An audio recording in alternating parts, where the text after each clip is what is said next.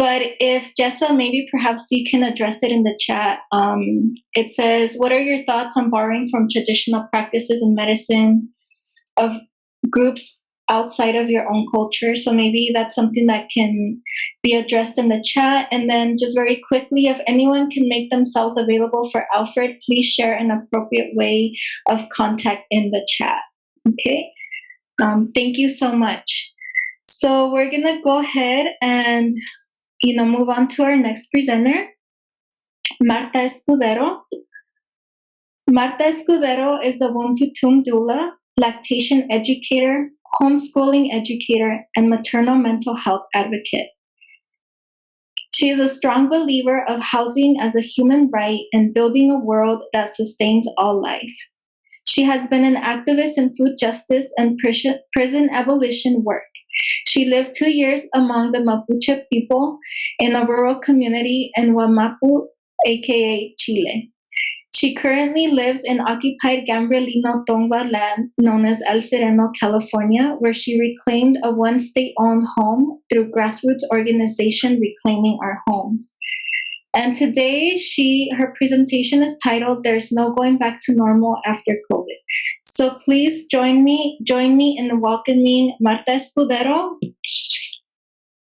Martha. Hi, Martha. Thank you. Thank you for having me here. And thank you, Jessa. That was really beautiful. I just really wanted to also state that I have lots of love and honor for the people teaching me to be like a better human being, steward of land. And those people are the Mapuche Nation, especially my adoptive mom, Doña Lucy Payamilla, and here on Tongva land also, Jessa's mom, Tina Calderon. They're both really amazing elders that have a lot of knowledge and have made me feel welcome in this land. As a displaced immigrant that's been colonized, I really want to acknowledge that and show my appreciation. And, sometimes we, as colonized people, we make a lot of mistakes. So it's important to have guidance and accountability and not just acknowledge land, but also be committed to be the caretakers of this land. And I just want to start off also healing of selves is so important, and healing Mother Earth, because that's our first home. And speaking of home and just social justice and healing and health having to do with shelter and housing, our Mother Earth is our home, and we need to really work on healing her. Without healing Mother Earth, we cannot heal as individual people. We're all connected, as we have stated here. And I want to go to also the definition of ableism, which is stated by Talila Lewis. And it says, a system that places value on people's bodies and minds based on societal constructed ideas of normalcy, intelligence, and excellence. These constructed ideas of normalcy, intelligence, and excellence are deeply rooted in anti-Blackness, eugenics, and capitalism. This form of systemic oppression leads to people in society determining who is valuable and worthy based on people's appearance and or ability to satisfactorily produce, excel, and behave. You do not have to be disabled to experience ableism. And that's really where I want to start this plática, because the idea of normal in this society is really unnatural and not normal. And people, we often become complacent and feel like we don't have any other options. So we just go through it. I have lived abroad in rural Mapuche land, as it was stated, Walmapu, and lived among the Mapuche people for 2 years. And it was a whole different experience. We were in harmony with the cosmos and the earth and followed the seasons. And it was just a way of life and relationship with all that was around. Like wintertime was time for dreaming and sharing our stories among the fire and our lessons and preparing us for the next season. And so each season had a purpose, and our bodies and ourselves had to follow that purpose as well, because we are part of nature. And so when I came back, it was like I'm a single mother of 2 daughters, and we came back to Los Angeles, and it was a shock to our nervous system. Like, we couldn't adjust to this way of life anymore. It like really brought panic attacks, weird phobias, anxiety, depression, and I couldn't pay rent. The rent had tripled because my landlord really didn't increase the rent. So we ended up couch surfing. I'm going to share screen right now. Let's see how do I do that? It's like, oh, okay, I got it. Let's see. Just to show some visuals.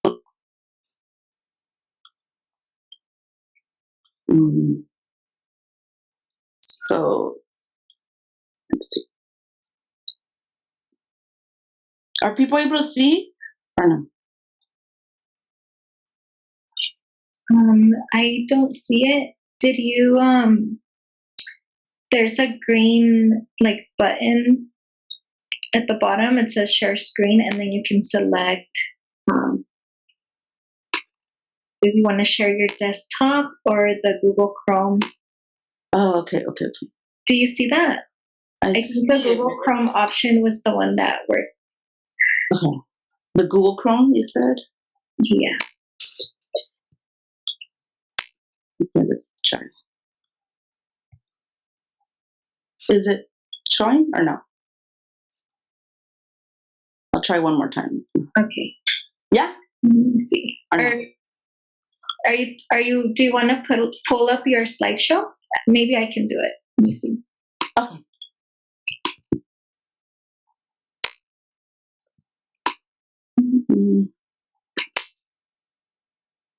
Yeah. Okay. Is there? Let me see. Sorry. I'm going to share my screen. I've been having some issues with this computer lately. So. Okay. Thank you.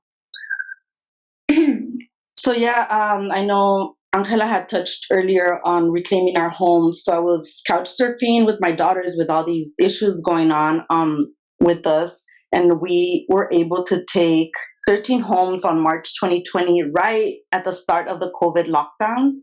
And there was like a shelter in place order. And there was a really like urgency to keep ourselves safe. They told us to shelter in place, yet like a lot of people, including ourselves, didn't have a place to really find safety and help and shelter. And so we were able to take 13 homes, but there's also like close to 200 homes that are vacant here in this area. There's in Los Angeles, there's 3 vacant homes per 1 unhoused person. And as we see here in the statistics, who are the unhoused in Los Angeles is 13% Black, when in this county there's an 8% Black population.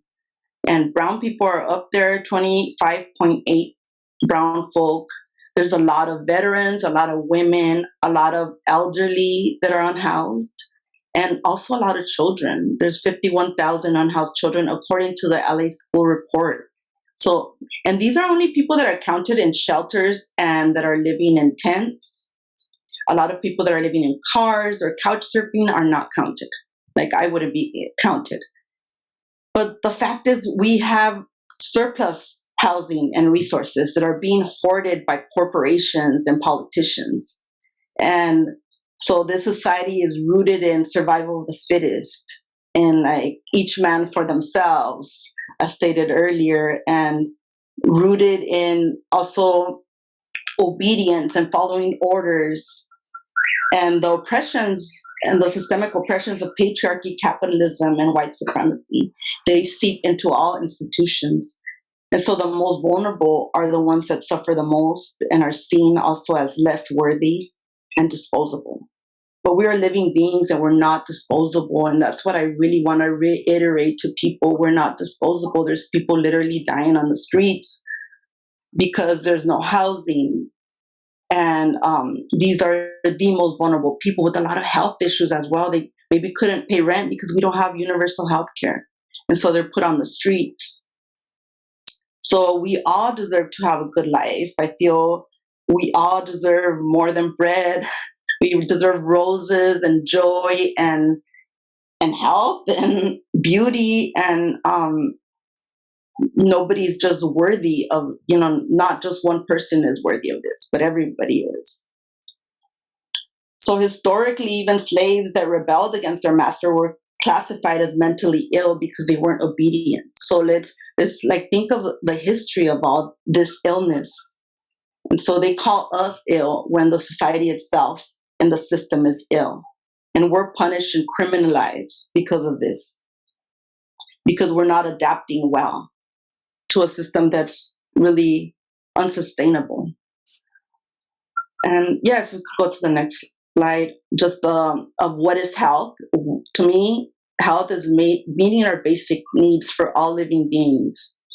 And that includes water, food, shelter, rest, and the relationships with each other in harmony with humans and all living beings. And that goes to, like, also what Jessa was saying, the energy they give us, and how, like, my depression, anxiety was gone when I was living in Walmapu and connected to the living beings and the cosmos and the people.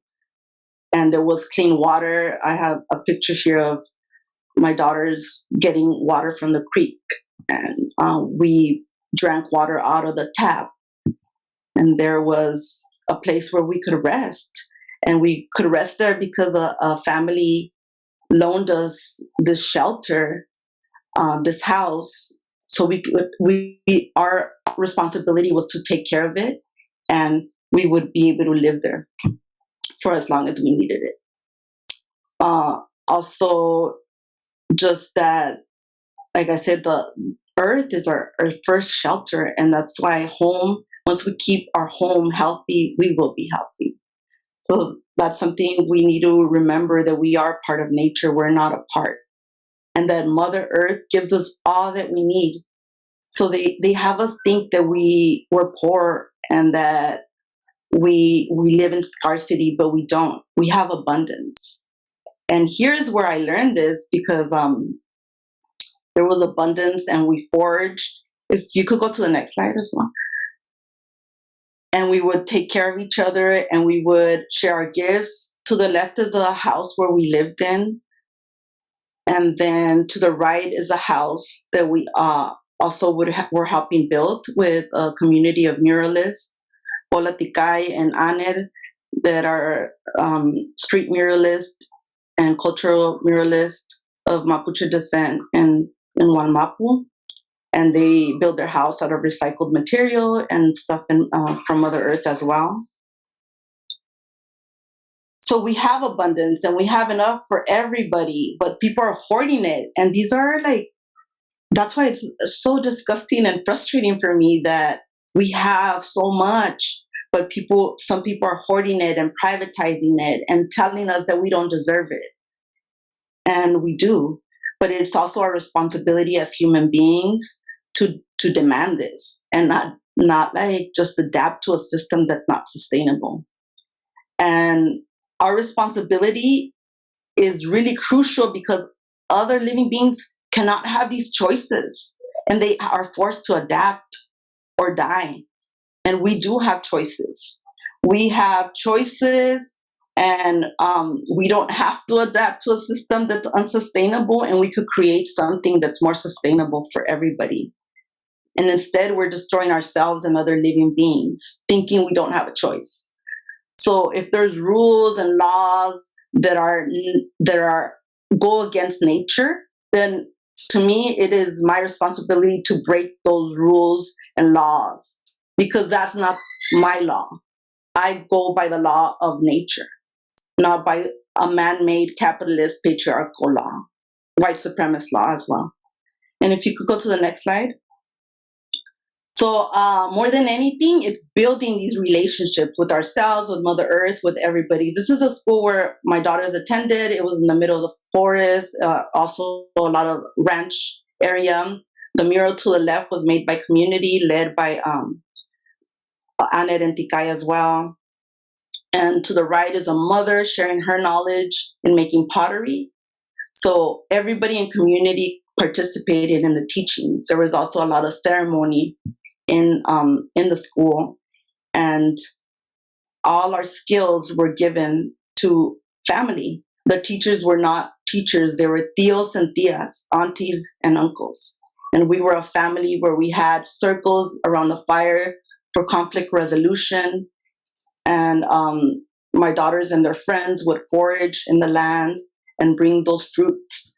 There was things called mingas, which is a rural traditional way of collaborating and doing a task or work. Every week we would meet and we would do a task in different houses, rotating. And after the work was done, it was time to play games, mostly a traditional game called palin, but also we had music and dance and food and drink.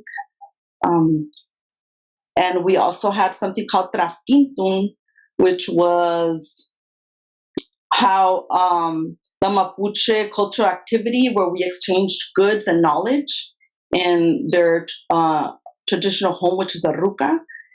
And it was between people and community, especially things that were done, given by the land. So we would forage a lot of, we had abundance of hazelnut, and so we would forage that, and then we would bring it in, and we would exchange whatever surplus goods we had. And so that's what we did there, and there was like this symbiotic relationship that we had with everything around us. And yeah, you could go to the next one. So now this is what I've been trying, now that I got this house and have this space and are in the process of healing from the shock of coming back to like the core of capitalism, the belly of the beast, and in a city, in an urban setting, is that having this house has allowed me and my daughters a lot of healing. And it's step by step. We're not done, but it's been really helpful having our own space where we could rest, where we could create our own messes and not have to tiptoe around eggshells for anybody else. We have our values that are different from other people. So couch surfing was really traumatic because we had to be in different spaces where our values were not welcome. And so that was really difficult as well. But now we are in a healing space where we're working on this. And so one of the things that we put is like being seed keepers. So especially for native plants, we're trying to create a seed library and have, so if anyone needs seeds, let me know and we could work something out and exchanging or gifting you that. We're still building on that. And to the right of our garage that also community has helped to develop. We have community teachers that come and teach math and writing and stuff about their cultural, where they come from. And also on the bottom is a community radio station that my daughters participate in. It's in the Boyle Heights Arts Conservatory, and it's also a way where we did this building relationships. When I came back and I didn't have resources and I didn't want to put my daughters in school because we weren't stable, I started homeschooling again and calling people. Oh, do you have any? They wanted to do a radio station. I was calling everybody in community and saying, what can you give us? What can you offer? And this was one of the spaces that we have also built relationships with the community there and are building that. Also during COVID, we started a sister circle with people that I hadn't even talked to in a long time. We started reconnecting into a nationwide sister circle that we started on Zoom, that we provided not only ways to ground ourselves and to vent and to share, but we also provided tangible resources and medicines, especially if people became ill with COVID. We sent by mail different medicines or shared resources so we could keep ourselves healthy. Also, our school, during COVID, we developed Escuelita Elemental Spinners, and that gave us a sanctuary as well for learning outside the school system and really creating our own values and standing by them. We began also the Other Health Brigade, which was to address the health inequities, especially for the unhoused community. And now we provide monthly services at Sunday Morning Hair Salon here in El Sereno, where we not only we have different healers, different modalities such as Reiki or just hand massage, storytelling as a way of healing, but also haircuts because people want to look beautiful. And so that's a way they could look beautiful outside and inside. And that's important. A lot of people, especially unhoused people, don't have haircuts or don't have anyone, oh my God, just shampoo your hair and massage it. That feels so good. So having somebody offer that to you feels really good.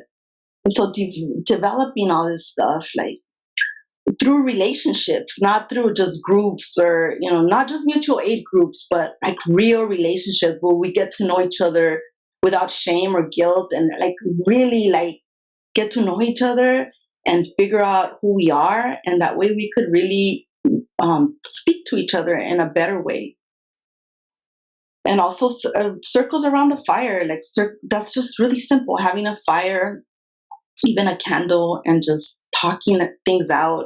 That's how conflict resolution is best. Having other people there to support everybody, not just targeting one person. And I believe there's no good or bad people. We all do good and bad things, and we need to hold our values accountable in a loving way. And this is the way I learned to do it around fire with people we trust. We also developed reading circles. One of them that we read together was All About Love by Bell Hooks, and that really helped us understand self-love and boundaries and how it looks like in the context of empire and how we could mold what love means according to our own values and what sits right in our heart. And so I really promote not self-care or self-love, but communal care and love. And because I believe we do not heal alone, we have to heal collectively. And with all living beings and connecting to nature and reminding ourselves we are not apart from nature. We are connected with nature. So whatever happens to nature affects all of us. And not adapting to a system that's unnatural and unsustainable. That is truly insane and wild. That is what is truly insane and wild is thinking I know my parents thought they had no choice. That's all we do is work and pay the bills. But I've come to realize that's not a way of living. That's a way of dying slowly and suffering. And so I want to be with my daughters, and I want to be with my community and the people I love. And I want to be in nature. And how do I make time for that when I have to work 9 to 5 and commute and I don't have time even for myself? And we create that time by breaking these laws and rules and by demanding more and better for all of us. That's my belief. And if we could go back, go to the next one, please. So I was struggling, what can people take away from what I from my knowledge, from my knowledge of Walmapu, from my knowledge of community, whatever little I know. And I was talking to a sister from the Sister Circle, which I love, Rosa Soco, and we were just talking about this. And she's well, she pointed out the Sesame Street song, Who Are the People in Your Neighborhood? And that song really resonates with me because that's what we need to know. Really, to break down capitalism, we can't see ourselves as workers and not form relationships with each other. We are human beings. And so the work and the gifts we share, we are able to share them only if we know each other. So I encourage everybody to map the relationship, especially geographically, but also, of course, the people that have similar values as you. So who are the people you trust and you want to build with and you want to share with? And also, what can we share? What skills, knowledge, resources we have? So, like even when we create ceremony, we need like a florist sometimes, and I identify that florist, and they are my friend, and so they bring along their gift of flowers. And the hairdresser Courtney from Sunday Morning Hair Salon, she cuts our hair, and so these are not workers that we just schedule appointments with and just like pay them, and that's it. These are people we know, we trust, and we share and are in community with. Because capitalism really disconnects us from each other as humans, and we see each other only as workers. And also taking away I know we are not outside of capitalism yet, but we could start building outside of it. We don't always just need money. There's other ways of exchanging. And so also getting away from that and figuring out other ways of exchanging if there are no means of monetary donations. Like what else can we bring with each other in exchange of whatever gift we're giving? And identifying all this in our relationships, in our geographic areas will really help shape shape a world outside of capitalism. Start shaping that. Start creating it. People sometimes often say destroying capitalism, but if we destroy it and we have nothing to rely on, then what do? That's when people are in fear and in panic. And so we need to start creating it first and seeing it work before, and then slowly just weaning off of it. If we don't need it, like it's not going to exist. It's really not. And so once we start building it, then like it's obsolete. They'll hand us their scrap and we'll be like, no, thank you. We have enough. We have each other. Like we don't need to rely on those scraps that they're giving us and be thankful. Like that's what capitalism wants us to be. I have a 2-year contract right now, just to let you all know. And it ends the 25th of this month. And then my option is to be on the streets again because rent is still super high and I can't afford it. So I'm going to try to stay in this house and hopefully have the support to stay in this house and keep myself healthy and safe, because I believe housing is a big part of our health. And also to let them know that I'm not going to be thankful for these 2 years to like get my shit together and adapt to capitalism. These temporary housing structures, such as shelters and Project Room Key, are not only really carceral and traumatic, but they're also wanting you to just adapt to capitalism and, get your stuff together and go back and be a little worker and follow orders and be thankful because you at least had somewhere to sleep in, although you were traumatized in the process. Well, I'm going to say no, thank you. Like beggars can be choosers because I'm not a beggar. Like we are, we are given enough. And once we understand that, then we're like, no, thanks. We are giving more than this. So I need my share. Like that's not enough for me. And I also want to reiterate that I know it's hard, especially in capitalism, to really comprehend. And it's scary. It's really scary to understand that there is life after capitalism. And I know we have certain comforts and we get used to it and we're like, no, I think I'd rather not stir the boat. I'd rather just stay here. But when I see, especially in other parts of the world, how it affects how people are dying or the most vulnerable right now, it's not just in other countries, but here, are dying. And I see animals in extinction and plants in extinction, and how slowly like things are being destroyed by capitalism, and not even that slowly anymore, a little faster now. And so what is there left now for the next generations? So I get really frustrated sometimes because people don't believe me. But I've caught a little glimpse of what it is to live outside of capitalism and really build like relationships that I want people to believe me, and I hope you all do, that there is life and freedom after capitalism, that we need to trust each other and trust Mother Earth. And we need to know this and let go of this fear and be able to fight for each other and for Mother Earth and build for this freedom. And for not only ourselves, like I said, we have a choice. We don't have to adapt. And we have to do this for Mother Earth and for all the living beings. And that we all deserve a safe habitat to rest and replenish, and that we are enough. And with that I'll end. And I also have resources that I have put in the folder. Just a lot of songs, housing movement stuff, songs that uplift me,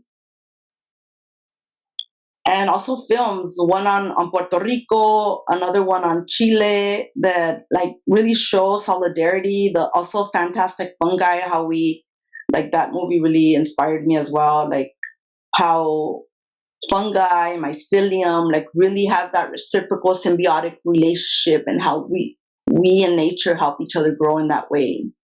Also a lot of books. I had another book reading, which also Tina Calderon was a part of it, was bringing sweetgrass and the connection. Also, again, a lot of stuff on reciprocity and connection. This book that I read on my own, I haven't really read collectively, but The Tiger, A True Story of Vengeance and Survival, was really opening my mind as well, because in this part of Siberia, they talked about how the tiger would share their hunt with humans, and humans do the same thing. And the tiger never attacked humans until now, that they don't have that relationship anymore. And below is also a lot of links and resources from our housing movement and Centennial Community Land Trust, which is on part of the board, that's also looking to restore land and in a way that's reciprocal, and the IG handles of groups that I'm a part of as well. Thank you all. And if you have any questions, yes, let me know.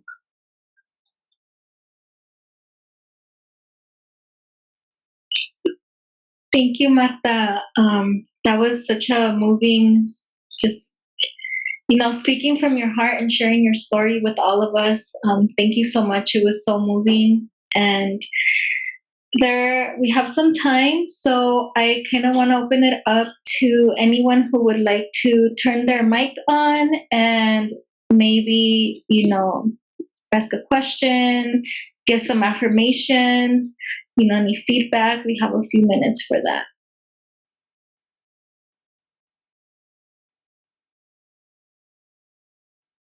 Okay. Gonna go ahead and read some of the comments here. There's a lot of them, just saying, here we go. Yes, we're not disposable. Take deep breaths, everyone. Santiago saying this. Roses and joy, health and beauty. That was, when you said that, we all deserve roses and joy. Yes, we do. Lucha says, I appreciate this redefinition of health. Santiago, yes, healthier when in line with the elements. We saw pictures of your children working with the clay, of you working community building, the homes. And even here, many of us are reclaiming those relationships with the land. Es mejor compartir compartir que competir.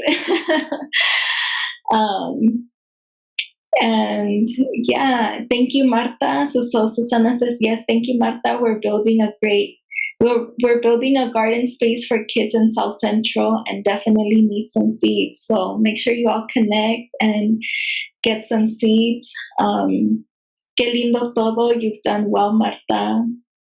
Isabel says, this is so powerful and centers holistic healing. And again, everyone just, affirming. Susana says, we still have to exist within the conditions of capitalism while dreaming and creating different. Beautiful, Martha. Alfred says, this reminds me that we must not get maladjusted to injustice. Our bodies are telling us this shit ain't normal. So paying attention. Alejandro, he says, I love this idea that was just shared in this presentation about mutual aid going beyond the networks of building real community and being with each other. Do you want to respond to any of these comments, Martha? No, I'm just really thankful just to be here and to share in community and start building a relationship with each other. I'm really happy to share seeds or anything else. Feel free to contact me. Thank you. And I see that there's more comments. If I didn't read yours, or if you still, just really feel compelled to say something, again, just turn your mic on and express yourself. We have a few minutes. And if not, we'll just, move forward. But I do, going back to your presentation, Martha, you highlighted the basic needs, housing, food, water. And, in my time, in the experience that I've had working, in different spaces, offering mental health, it was really not surprising, but just I was in shock to learn that so many people go under the radar and so many people, are struggling to have their basic needs met. And so then this often shows up as anxiety and depression. Students aren't able to, focus in school, they're late, there's a lack of participation. And so everything is related, right? And I think that's something that we're seeing here, that everything exists in relationship to one another.